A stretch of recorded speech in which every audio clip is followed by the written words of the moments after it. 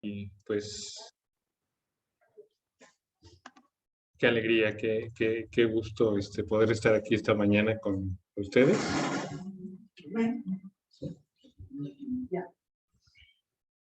Gracias. Y pues, la verdad es que qué dicha, porque es fuerte el testimonio de nuestros hermanos. Gracias a Dios hay personas fieles, personas que son del Señor, hombres de oración, mujeres de fe. La verdad es que se siente cuando el Espíritu está en medio de nosotros, ¿verdad? Hay testimonios grandes, verdaderos. Qué alegría que esta sea una iglesia así bíblica, en donde haya ese tipo de regalos del Señor, ¿verdad? Amén. Y pues bueno, antes de empezar quisiera pedirles, invitarles a que me ayuden a orar. Amado Padre Celestial, gracias Señor por esta mañana en que estamos aquí reunidos en tu nombre. Gracias Señor por permitirnos todavía estar con vida, Señor, pudiendo alcanzar tus propósitos eternos. Permite, Señor, que este mensaje que tú nos has preparado, Señor, podamos guardarlo en nuestro corazón, podamos guardarlo en nuestras mentes, Señor, practicarlo, llevarlo por obra, Señor, como fieles siervos tuyos. Señor, no permitas que yo hable, yo no tengo nada que decir, Señor. Yo no soy nada, Señor. Te pido, Señor, que tú seas el que se manifieste en medio de nosotros. Señor, que este tiempo sea de olor fragante para ti. Lo ponemos en tus preciosas manos, Señor. Amén. Bueno, hermanos, pues este tema es un tema muy importante para nosotros como cristianos. Estamos llamados y enviados a evangelizar. Y pues lo importante es ver que a veces no lo hacemos porque quizás no sepamos cómo hacerlo, ¿no? Quizás nos dé pena porque yo no sé qué decir. Nunca lo he hecho. No sabría cómo hablarle a otras personas acerca de Dios. Quizás sea una de las razones por las cuales no lo hagamos, ¿verdad? Pero si algo te ha dado el Señor, ya puedes compartirlo, ¿verdad? Cuando al endemoniado gadareno el Señor le quita a sus demonios, le dice, ve y cuenta a los tuyos cuán grandes cosas ha hecho el Señor por ti. Y era un instante que lo conoció, pero cómo lo liberó de sus demonios, ¿no? Podía compartir. Número 1, ¿por qué debemos de predicar el Evangelio? Bueno, en Mateo 28, 19 y 20 dice, por tanto, id y haced discípulos a todas las naciones, bautizándolos en el nombre del Padre y del Hijo y del Espíritu Santo, enseñándoles que guarden todas las cosas que os he mandado. Es la gran comisión, ¿no? No es algo nada más para los pastores, no es algo nada más para evangelistas, es una comisión para todo cristiano, ¿verdad? Es el encargo que Él nos deja. En un momento Jesús le dice a Dios Padre, consumado está, he hecho la obra que me has encargado, ¿no? Y Él encarga a la iglesia continuar con este mandato, con esta enseñanza, ¿verdad? Nos da la pauta para que ahora como iglesia nosotros lo hagamos también. En 2 de Corintios 5:20 dice, así que somos embajadores en el nombre de Cristo, como si Dios rogase por medio de nosotros. Os rogamos en nombre de Cristo, reconciliaos con Dios. A mí eso me conmueve mucho, hermanos, que Dios ruegue, que Dios suplique.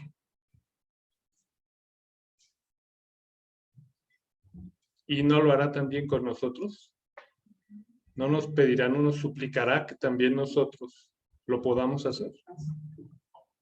A veces es duro nuestro corazón y no damos tiempo para obedecer al Señor.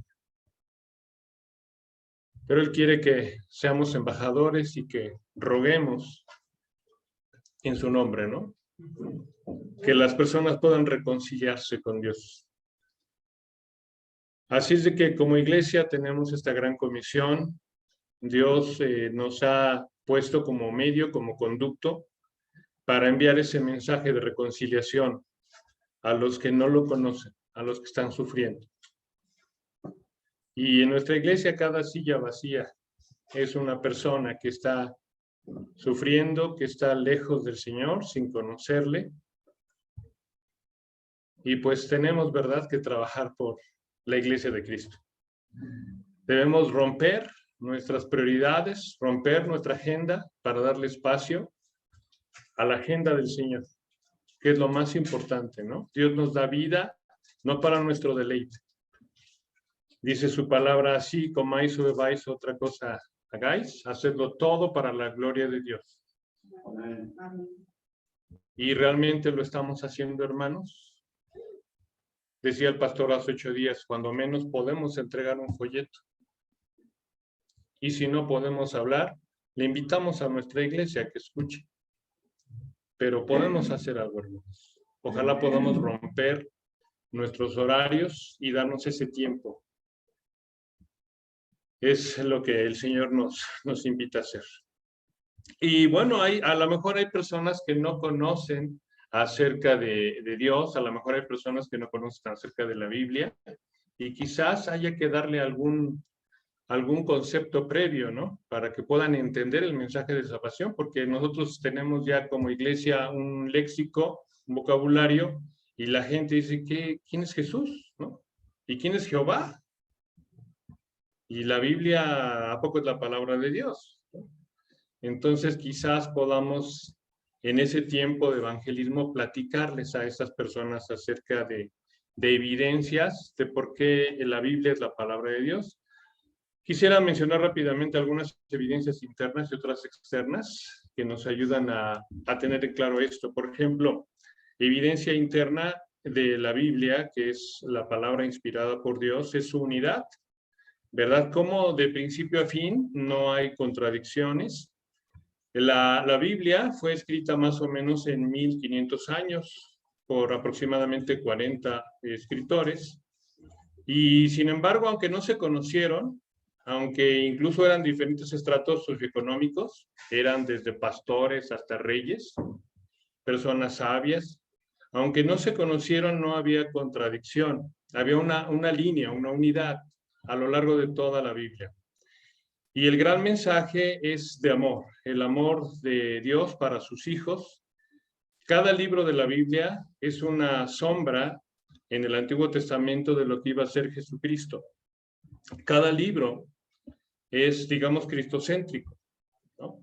Todo lo que se manifiesta en la Biblia es Jesús, nuestro Redentor. Entonces es una unidad. Es increíble que en 1500 años se haya escrito 40 autores y todos coincidan en una misma línea. Su unidad hace que esta sea una prueba de que es un libro divino, que ningún otro libro tiene. Las profecías. En la Biblia vienen relatadas profecías muy detalladas que se han cumplido fielmente. De hecho, la Biblia dice que si alguna profecía no se cumpliera, ese sería un profeta falso. Y la Biblia ha demostrado desde ciudades, desde países como Israel, incluso, y desde el Mesías, cómo iba a venir, cómo se iba a llamar, dónde iba a nacer, qué es lo que iba a hacer, cómo iba a morir, cómo iba a resucitar. En fin, todo estaba ahí plasmado dentro de la Biblia de una manera muy fiel. Entonces, la profecía de pueblos, de ciudades, es una evidencia interna, que nos ayuda a ver cómo efectivamente es algo inspirado por Dios. Y bueno, como ahorita podemos ver, ¿no? La autoridad y poder que tiene la Biblia para cambiar vidas, en donde el odio se vuelve en amor. La verdad es que ahorita escuchando el testimonio de mis hermanos, veo cómo tenemos un Dios vivo, ¿verdad? Que está inmanente en nuestra vida y que lo podemos ver como cada familia que tiene ese encuentro personal con Cristo es bendecida y tiene esa vida, ¿verdad? De gozo, que a pesar de la muerte, dan gloria a Dios. Se dice que todo tiene solución menos la muerte, pero aquí hasta la muerte tiene solución, ¿verdad? Y damos gloria a Dios por ello. Hay evidencias externas también. La historicidad de cada suceso relatado en la Biblia ha sido comprobado, ¿verdad? Ha sido con exactitud y se puede verificar con evidencias muy claras. Una de ellas también es la arqueología, todos los sucesos narrados, los lugares que se comentan, incluso han sido recientemente descubiertos, algunos que no se habían conocido. La arqueología tiene nuevos descubrimientos y va encontrando que la palabra de Dios es real, que es verdadera. También podemos ver la integridad de los escritores humanos porque ellos tenían una vida honesta, una vida de verdad, y cómo hasta la muerte fueron fieles en testificar acerca de la vida de Cristo, sus milagros y su resurrección. No cualquiera puede morir por una mentira, ¿no? Sabiendo que lo que está haciendo es mentira, pero estos, todos coincidieron en la vida de Jesucristo hasta la muerte, ¿no?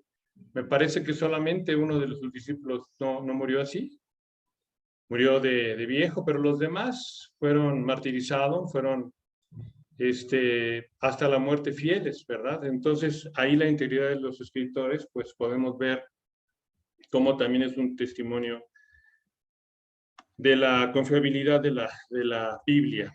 Y por último, ¿cuánta gente ha querido destruir la Biblia? Desde emperadores romanos, dictadores, comunistas, ateos, agnósticos, han querido destruirla. ¿Y qué ha pasado? Dice Jesús, los cielos y la tierra pasarán, pero mis palabras no pasarán, ¿verdad? Entonces es una evidencia también de esa divinidad, de esa inspiración divina de la Biblia. Quizás esas personas que les hablemos no conozcan estas evidencias y habría que compartirlas. Hablar de Jesucristo también es algo que será importante. Decirles, ¿verdad? ¿Quién es? ¿Quién es Jesucristo?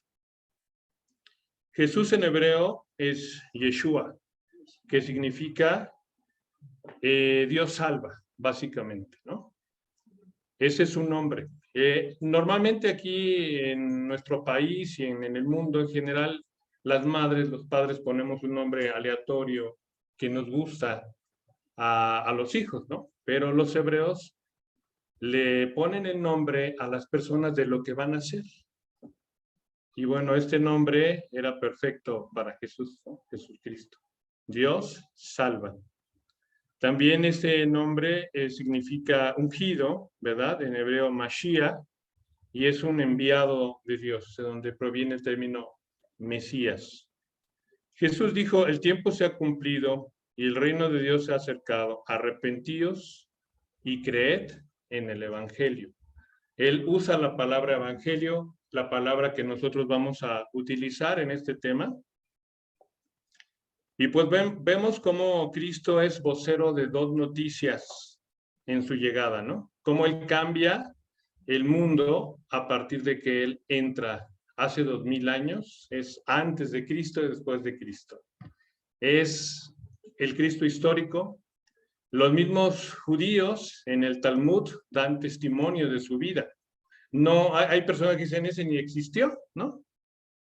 O sea, hay evidencias, tanto históricas como arqueológicas de su vida y además el respaldo de los propios judíos, ¿no? Que no son cristianos, sino el pueblo judío en la Tanakh y en el Talmud vemos ahí la evidencia, ¿verdad? En el Tanakh vemos cómo ya se iba a hablar de Jesucristo, pero en el Talmud, ese libro de reglamentos de cómo aplicar la ley, ahí hay evidencias acerca de su historicidad. Y entonces, él trae dos noticias, tanto malas noticias como buenas, ¿no?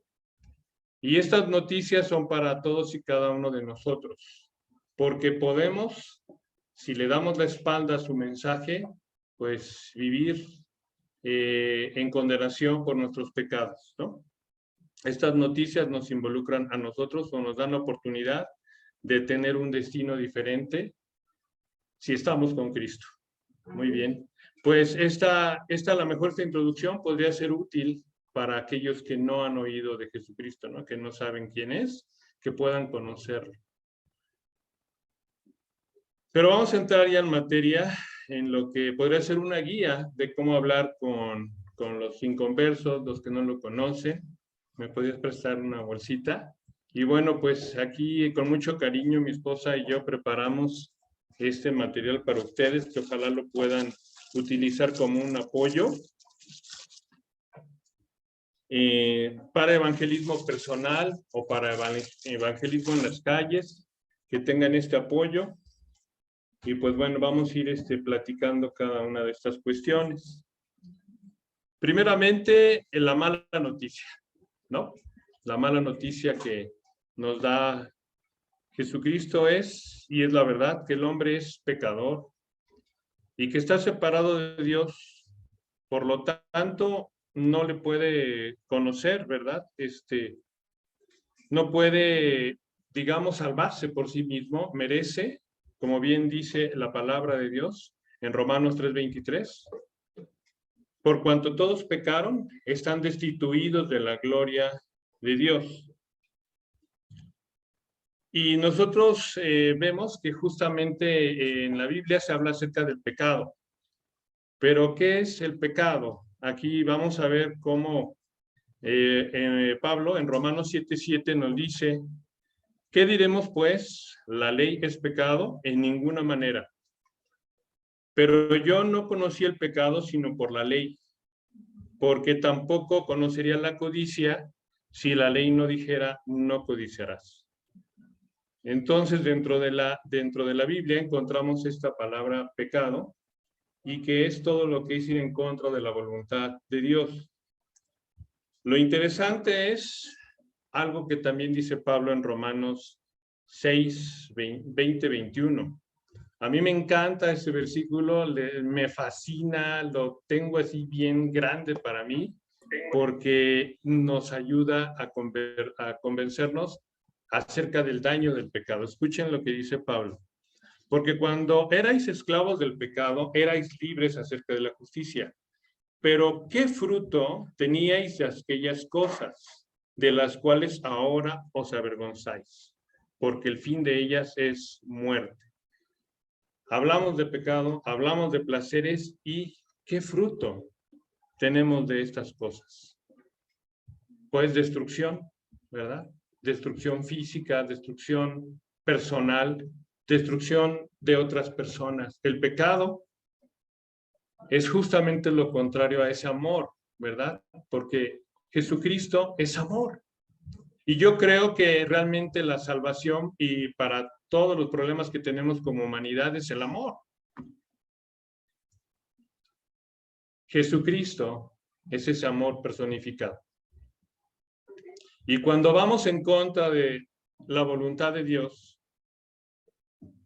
¿qué fin tenemos? Muerte, sufrimiento, ¿no? Cuando estemos, hermanos, en lucha, en tentación, acordémonos de este versículo. Pero ¿qué fin tenéis de estas cosas? Versículo precioso. Ojalá y hoy nos podamos llevar ese versículo grande de Romanos 6, 20, 21, ¿verdad? ¿Qué fruto tenemos de estas cosas? Entonces, nosotros estamos tendientes por naturaleza. Tenemos varios enemigos, primeramente la carne, luego el mundo y luego Satanás. Pero ya con nosotros tenemos bastante, con nuestra propia naturaleza caída, que es la que nos lleva hacia el pecado. Entonces, en Romanos 6:23, Pablo dice: porque la paga del pecado es muerte, mas la dádiva de Dios es vida eterna en Cristo Jesús, Señor nuestro. Dios es santo y el hombre es pecador, y hay un abismo que nos separa, ¿verdad? Para poder estar en una buena relación con nuestro Creador, ese abismo nos separa grandemente, que es nuestro pecado, que es nuestra naturaleza propia que tenemos como seres humanos. Y dicen que hasta el mejor de los hombres es como si hubiera un río, ¿no? Un río. Si quisiéramos alcanzar de un extremo al otro con nuestras propias fuerzas a Dios, el mejor de los hombres llegaría a la mitad.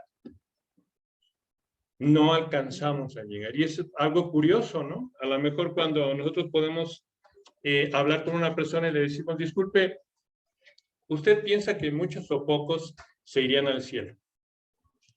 Tal vez él diría, pues, muchos, pocos, quién sabe. Oiga, ¿y usted a dónde cree que iría si el día de hoy, pues, muriera? ¿Se iría al cielo o se iría al infierno? Y probablemente él diría, no, pues al cielo, ¿no? Porque no hago mal, soy una buena persona, no le hago mal a nadie. Ok, es válida su punto de vista, pero disculpe la pregunta. Hay un estándar moral que a lo mejor a nuestra propia vista somos buenos, ¿no? Pero ¿qué hay del estándar moral alto de Dios? Podemos hacer la prueba, medir con los 10 mandamientos si realmente usted es una persona buena, como dice ser. Y entonces ahí a lo mejor entrarían preguntas que podríamos hacer. Disculpe, ¿usted ha mentido alguna vez? ¿Ha dicho mentiras a lo largo de su vida? Seguramente, si es honesto, nos va a decir sí, muchas veces. ¿Y cómo se le llama a la persona que dice muchas mentiras?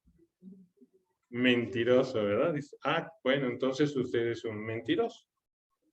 Muy bien. ¿Alguna vez ha deseado a una persona, lo ha visto con deseos sexuales, ya sea hombre, sea mujer? ¿Alguna vez ha deseado a alguien así? Y seguramente va a decir, sí, a muchas, ¿no?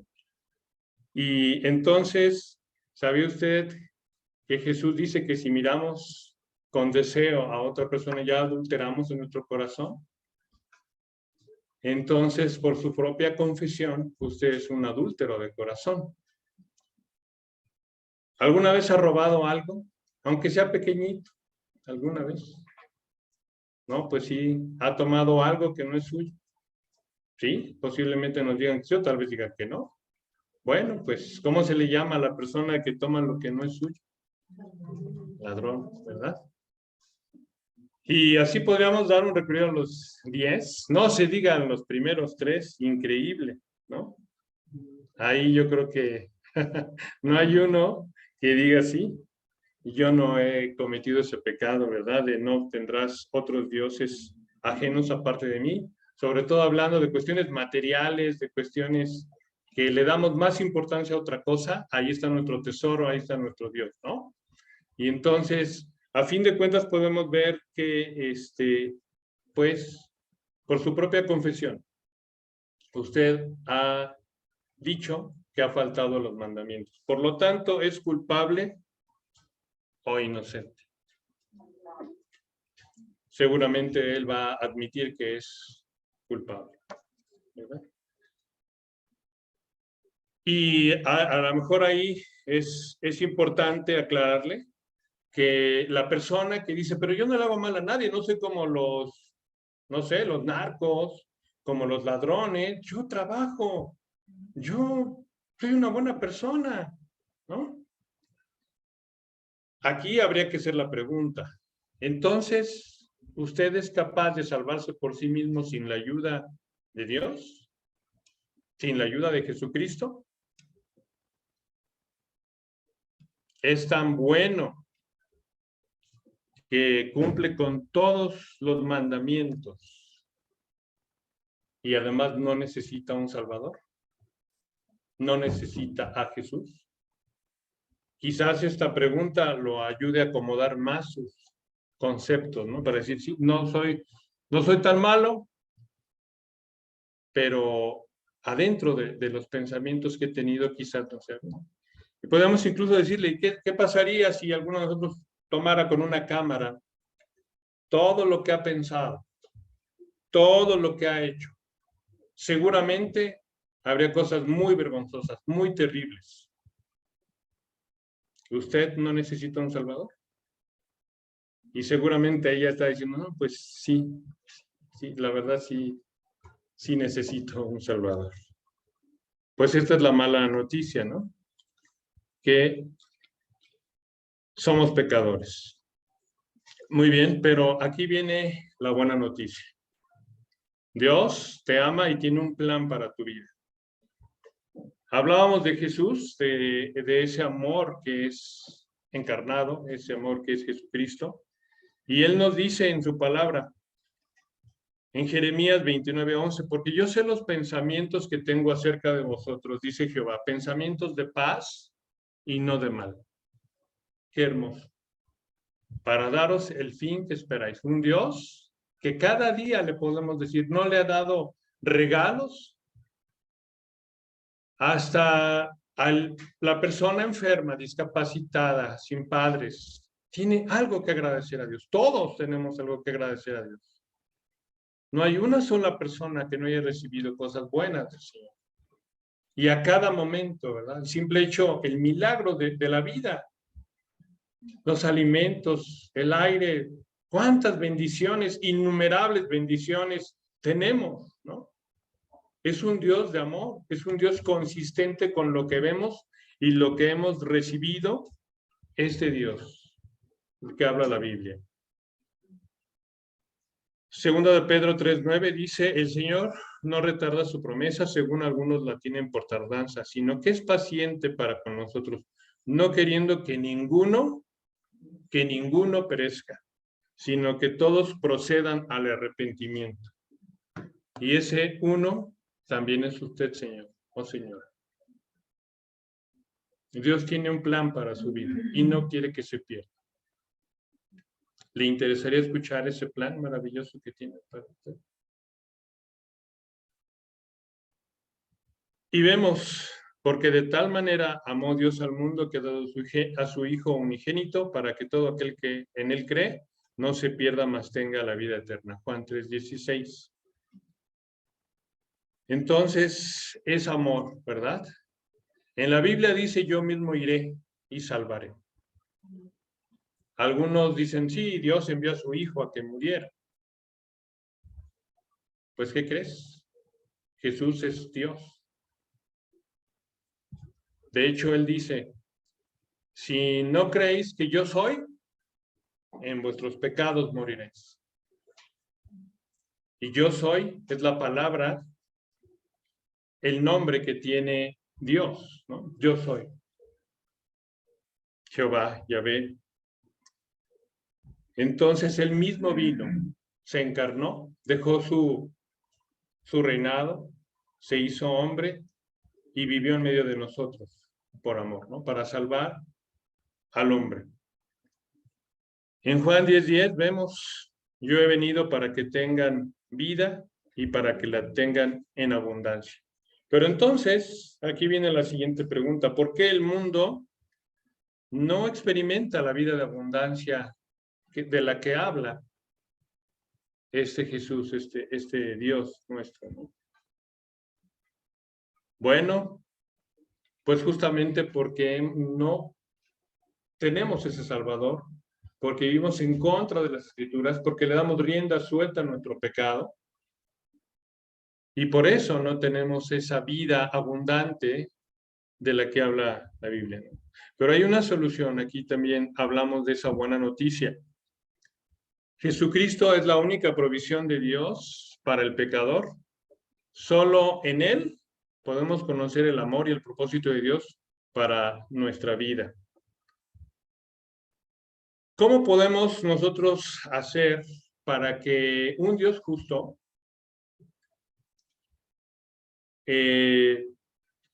nos salve si somos pecadores, ¿no? Es algo increíble, porque nosotros podemos decir, bueno, Dios es bueno y me va a perdonar, ¿no? Él es bueno. No creo que sea un Dios malo, que no perdone, pero aquí la situación es, lo justo es eso, tenemos un Dios justo. ¿Y cómo puede un Dios justo perdonarnos? ¿Cómo puede satisfacer su justicia? ¿Cómo puede satisfacer la ira que Él tiene en contra del pecador? Y bueno, aquí entra Jesús. Y en 1 Corintios 15:3 dice, esta es la síntesis del Evangelio, hermanos. Cristo murió por nuestros pecados. Fue sepultado. Resucitó al tercer día conforme a las Escrituras. Apareció a Cefas, a Pedro, y después a los 12. Después apareció a más de 500. Nosotros no podemos salvarnos a nosotros mismos, necesitamos un Salvador. Pero una persona no puede salvarnos, solamente nuestro Creador, Dios, ¿no? Y el primer concepto que tenemos que entender es que ese Jesús no solamente era hombre, sino también era Dios. Y solamente Él puede salvarnos. Esto que a lo mejor para nosotros es claro, porque ya somos cristianos de tiempo, para otros sea difícil. Como una persona puede pagar por todos los pecados de la humanidad de todos los tiempos, porque no es cualquier persona, es Dios mismo. Y Él da su vida por nosotros, ¿no? Jesús dijo, yo soy el camino, la verdad y la vida. Nadie viene al Padre sino por mí, en Juan 14:6. Entonces, solamente a través de Él podemos nosotros alcanzar a Dios. Solamente a través de creer en Él, en quien es y en su labor en esta vida. Así que Dios nos ha salvado del abismo que nos mantenía separados de Él y por enviar a su Hijo Jesucristo para que muriera en la cruz en nuestro lugar. Aquí la pregunta es, ¿lo crees? Si lo crees, eres salvo. Si no lo crees, en tus pecados morirás.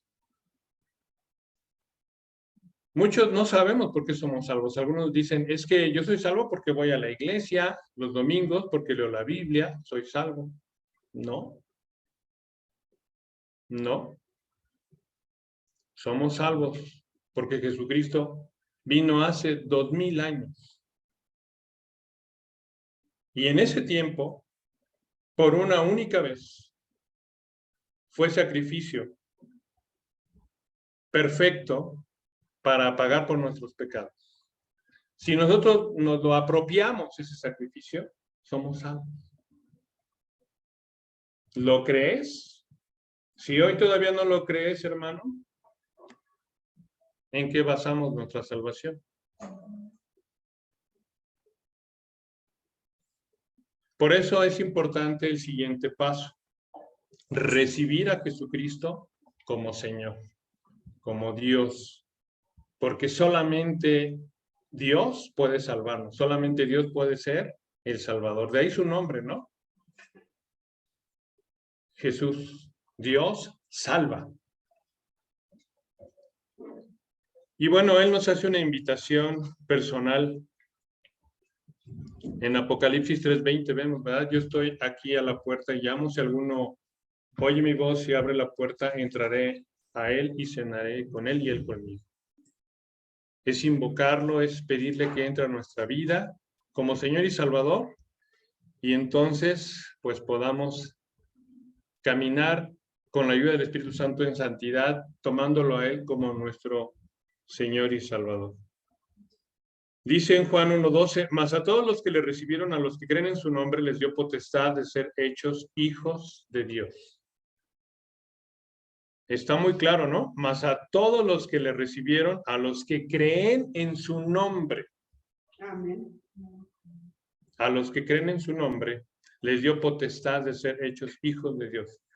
Recuerdo que en alguna estación de radio fue un pastor y fue un cantante cristiano. Y al escuchar al cantante cristiano, el pastor como que decía, bueno, ¿y este es cristiano? Para usar sus letras, la música, y le dice, disculpe hermano, ¿en qué versículo usted basa su salvación? ¿Me podría decir de qué versículo basa usted la seguridad de su salvación? ¿Es su sentir? ¿Es lo que usted cree? ¿O se basa en una realidad? En que la escritura es realmente inspirada por Dios. ¿Y en qué versículo usted toma para decir yo soy salvo? ¿Qué creen que le contestó el músico cristiano? No sabía, no tenía ni idea. No podía decir un versículo para decir yo por este versículo soy salvo. Lo apropio para mí, lo creo, lo vivo. Soy salvo por esta palabra de Dios.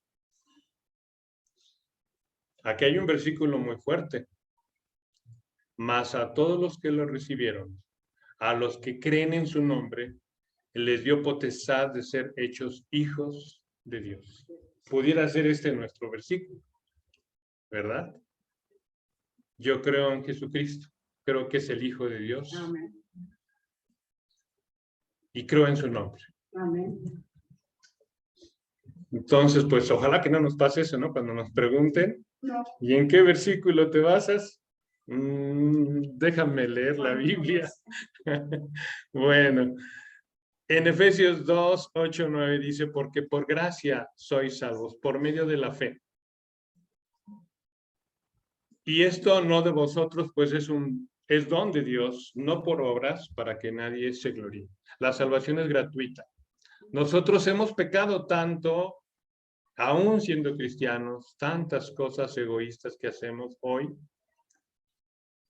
que hasta el mejor de los cristianos, y esto lo he oído de pastores, saben qué es lo que le queda: rendirse a los pies de Cristo implorando misericordia.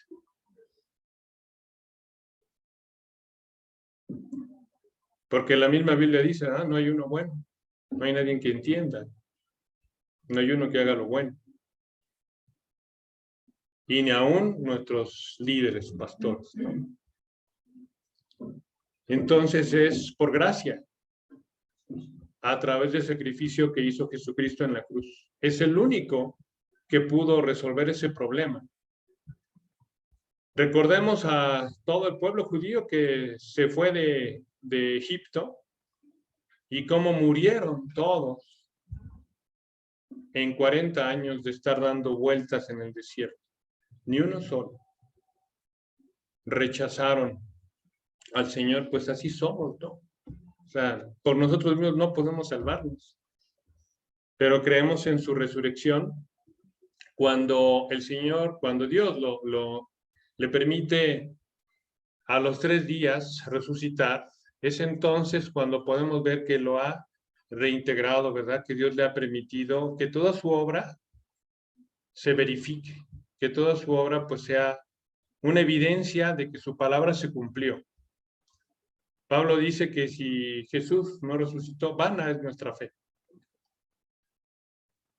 Pero amén que resucitó Jesucristo. Amén. Amén. Ahí está la base también de nuestra. Entonces, debemos de recibir a Jesucristo como Señor y Salvador. Aquí vamos a tratar de explicar un poquito. Vemos en el dibujo cómo fuera de la voluntad de Dios, fuera del conocimiento de Jesús, nosotros tenemos una vida egocéntrica, ¿no? Controlada por nosotros mismos. Nosotros somos los que manejamos nuestra vida y tomamos decisiones. Y volvemos al pasaje anterior, ¿no? ¿Y qué resultado tenéis de estas cosas? Del pecado. Bueno, frustración. Andar corriendo de placer en placer, de pecado en pecado, y cuando acaba, vuelve el vacío. ¿Y qué haces? Pues buscar otra vez en las cosas materiales, en las personas, en una pareja, en un viaje, en diversión, encontrar eso que necesitas, ¿no? Ese vacío que tienes interiormente. Ese es el fin de una vida egocéntrica, autocontrolada. Sin embargo, cuando ahora sí podemos reconocer y tenemos ese encuentro personal con Cristo, y en nuestro corazón lo hacemos nuestro Señor y Salvador, entonces cambia nuestra vida, ¿no? Que Él pueda controlar nuestra vida, que Él tome el control. Como si estuviéramos en un automóvil Antes nosotros manejábamos, ¿no? Ahora vamos de copilotos y Él dirige nuestra vida. Esa es la vida cristiana. Él es nuestro maestro, nosotros somos sus discípulos. ¿Y qué hace un discípulo? Tratar de ser como su maestro. Seguirlo. Por eso dice, yo soy el camino. Es un caminar con Cristo. No es una simple oración que uno dice ya, porque no es por obras, sino es realmente un caminar con Cristo. Lo dice su palabra, ¿no? Aquel que quiera ser mi discípulo, niéguese a sí mismo, tome su cruz cada día y sígame. ¿Qué significa la cruz? Muerte. Tenemos que morir cada día a nuestro ego, a nuestro yo, y rendirnos a su voluntad agradable y perfecta. Convencernos de que su voluntad no es para nuestro mal, es para nuestro bien.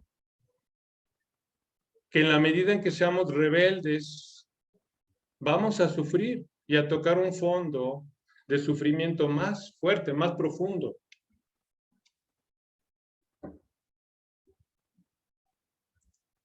Niéguese a sí mismo cada día. ¿Cuesta trabajo? Sí, ¿verdad? El discipulado no es gratis. Hay un libro que dice, Dios tiene un plan maravilloso para tu vida. Es un mito. Porque abajo tiene una imagen de un hombre que está siendo apedreado por el pueblo. Entonces, ¿qué pasa ahí, no? Podemos decir, pues no, que tiene un plan maravilloso para mi vida, yo por eso no lo sigo. Sin embargo, vemos en realidad que no es una cuestión de repetir una oración Hoy en día vemos, por ejemplo, el evangelismo express, que buscamos arrancar una decisión, ¿no? A ver, repite conmigo esta oración. ¿La repetiste con sinceridad? Sí, entonces eres salvo. Y ya tengo uno más en la lista. Aceptó al Señor y lo salvó. Y al otro día no va a la iglesia, no se presenta. ¿Cuántas personas en el mundo han aceptado por un momento al Señor y después siguen su vida como si nada? Pero son salvos porque una vez aceptaron al Señor, confesaron su nombre, una vez. ¿No dice el Señor, no es por vanas repeticiones? No hagáis como los gentiles que piensan que por sus vanas repeticiones serán escuchados.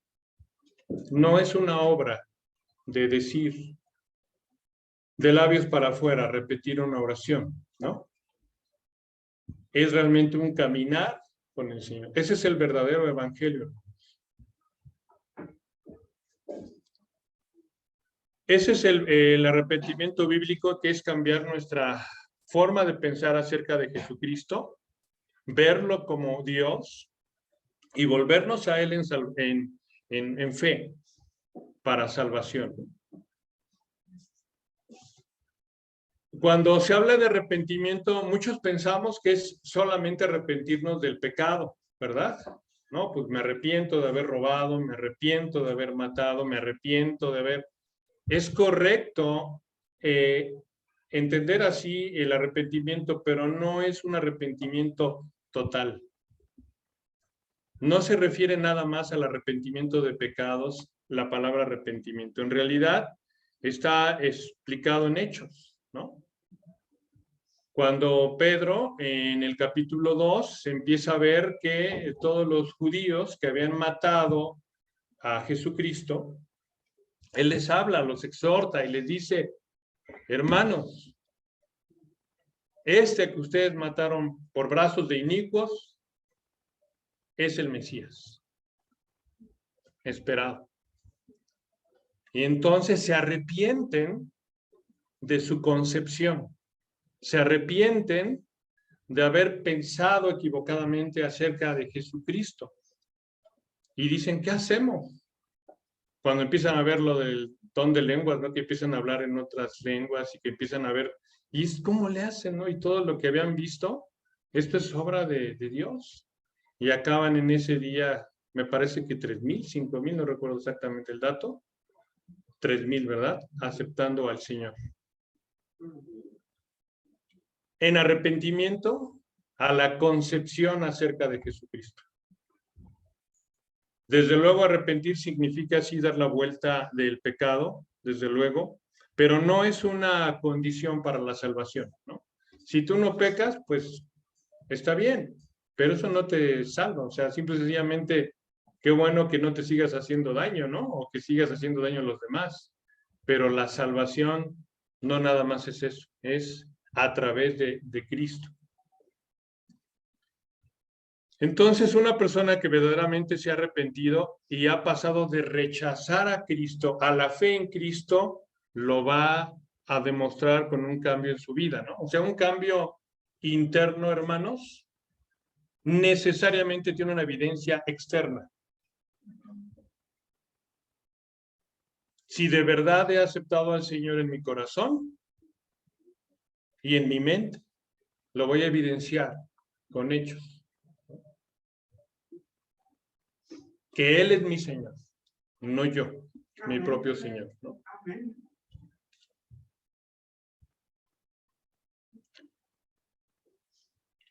Así es de que arrepentimiento y fe son dos lados de una misma moneda, ¿no? Fe en Jesucristo, en su obra redentora, y eso, ¿cómo nos hace arrepentirnos de nuestro concepto que teníamos de Él y de nuestra vida, que era pecar en contra de Él? La incredulidad es el pecado imperdonable. Es el único pecado que nos lleva al infierno, digamos. ¿Sabían ustedes eso, hermanos?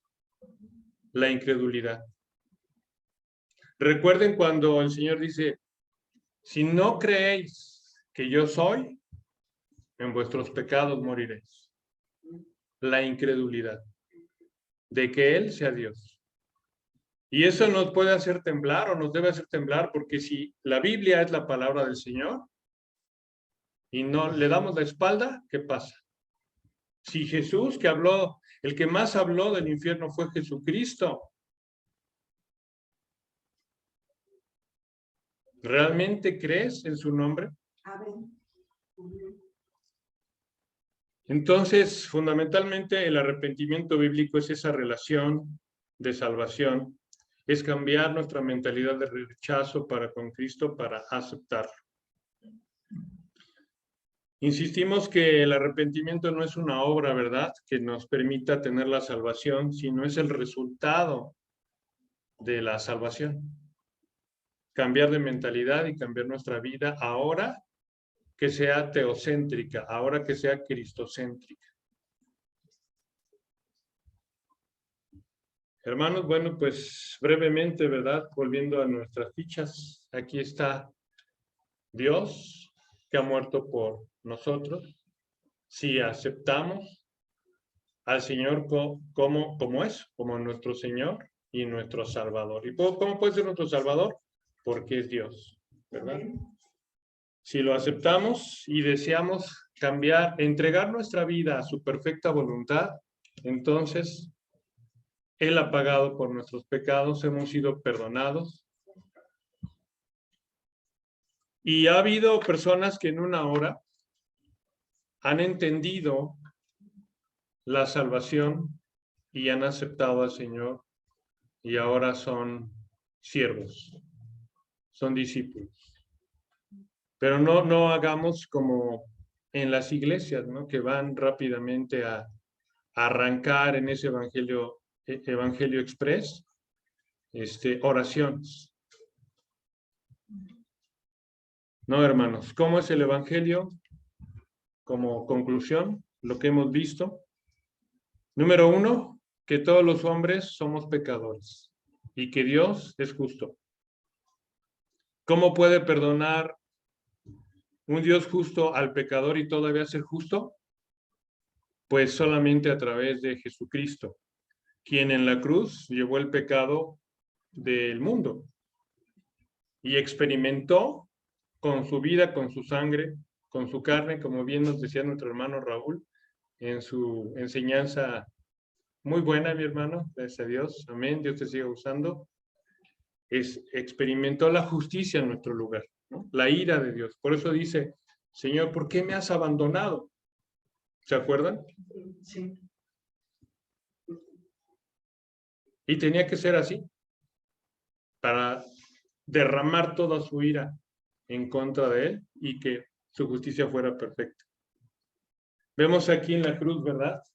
De pecador pasamos a perdonados, de culpables a inocentes, de muertos a vivos, de sucios a limpios, de esclavos a libres, de enemigos a amigos y bajo la ira amados. Solamente a través de Cristo tenemos esta parte. Así es de que el hombre es salvo por medio de la fe, de arrepentirse. Ya vimos los dos sentidos del arrepentimiento y de creer en este hecho y en la persona de Jesucristo. Mi hermano, yo te hago una pregunta hoy. ¿Eres salvo? Amén. Mi hermano, ¿eres salvo? Amén. Amén. Si no eres salvo, mi hermano, si todavía no has aceptado al Señor Jesucristo como tu Señor y Salvador, hoy es tiempo.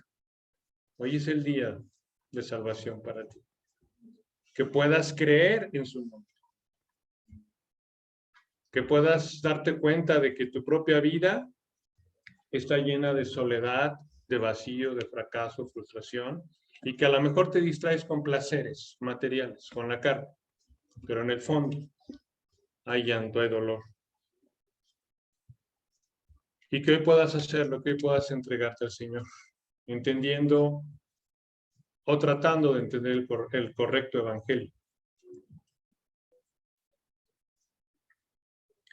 Así es de que, ¿cómo vas a saber que ha creído una persona? Aquí viene algo interesante. ¿Cómo puedo saber si yo realmente he creído y soy salvo? Pues porque el Espíritu Santo da testimonio de nosotros y lo va a seguir haciendo a través de un proceso de santificación. Decimos, no somos las personas que éramos, ¿verdad? Antes de conocer al Señor, no somos esas personas. Tampoco somos las personas que deberíamos ser, pero por la gracia de Dios hoy somos lo que somos. Pero no somos lo que éramos, aunque tampoco somos lo que debemos ser. Solamente a través de esa obra del Espíritu Santo que nos va regenerando, que nos va llevando en una santificación progresiva hacia el Señor. Y la santificación total pues será cuando ya estemos allá. Dice en Mateo 23:23, ay de vosotros, escribas y fariseos hipócritas, porque diezmáis la menta y el eneldo y el comino, y dejáis lo más importante de la ley, la justicia, la misericordia y la fe. Esto lo está diciendo Jesucristo, ¿eh? Esto era necesario hacer sin dejar de hacer aquello. El resumen de la ley, el resumen del Antiguo Testamento son 3 palabras. La justicia, la misericordia y la fe. Misericordia, hermanos. A la iglesia, servirla. ¿En qué ministerio estás apoyando a tu iglesia? Esta es una iglesia chiquita. Necesita apoyo. No necesita que te vayas, hermano. Dios te trajo a esta iglesia en su voluntad perfecta para que a través de esta iglesia conozcas al Señor. Nuestro pastor es de sana doctrina. Hoy está enfermo y necesita nuestro apoyo. De hombres, de mujeres, jóvenes, niños, todos. Cuando Moisés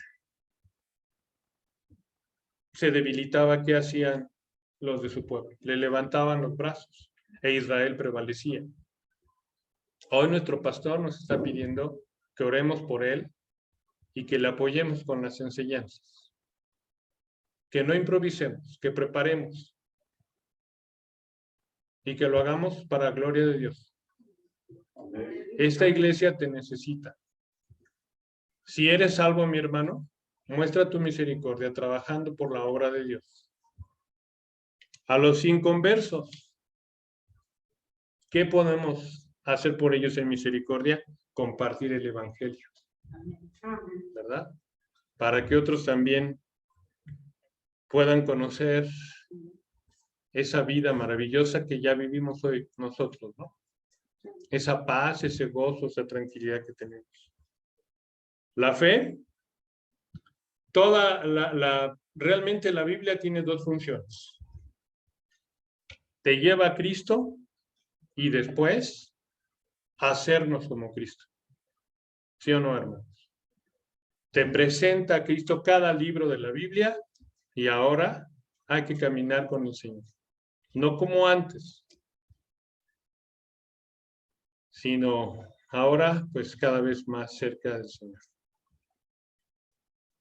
Amados hermanos, compartamos el verdadero evangelio con los que no lo conocen. Y pues aquí en las herramientas, ¿verdad?, que son de ayuda evangelística, espero que las conserven, esperamos que las conserven mi esposa y yo, las pueden micar, son muy útiles para la familia, para los amigos, en el trabajo, los vecinos, ¿verdad? Pueden preguntar, oye, ¿tú crees que muchos o pocos irán al cielo? Y ahí empezamos, ¿no?